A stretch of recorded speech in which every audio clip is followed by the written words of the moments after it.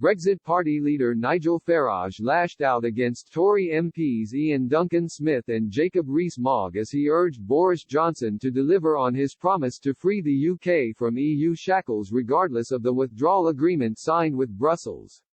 Speaking to Jonathan Saxty on Brexit Watch, the Brexit Party leader claimed Boris Johnson's revisited Brexit withdrawal agreement was only different from Theresa May's deal in that it sacrificed Northern Ireland for the sake of the rest of the UK's freedom. Nigel Farage blasted influential Brexiteers such as Iain Duncan Smith and Jacob Rees-Mogg for their support to the Prime Minister's agreement, adding, "I remember that morning in Brussels at 5 o'clock in the morning with my lawyer going through that document line by line and realizing it was just Mrs. May's deal. The only difference was that Northern Ireland had effectively been cut off from the rest of the United Kingdom to save the rest of the UK being trapped inside the customs union. I was vehemently opposed to the withdrawal agreement, particularly because there were very specific commitments within it that made fisheries look like they would continue as they currently were. That bound us on state aid rules and effectively binding us to a form of alignment. It was all there in the document, it wasn't very hard to read and to see.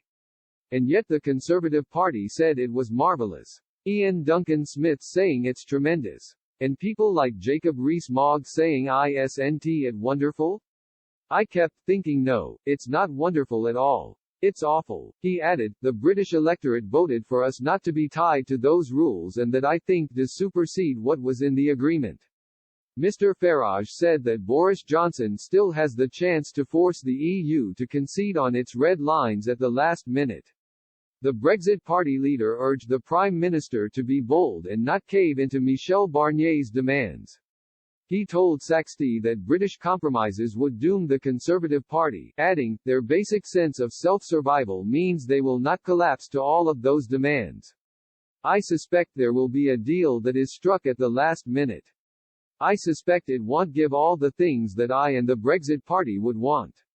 He added, but I suspect it won't be so bad that it leaves such a big chink of daylight for others to come in. Frankly, if we are bold enough to live within Australian-type rules no deal, then I think Barnier will concede on some of these points.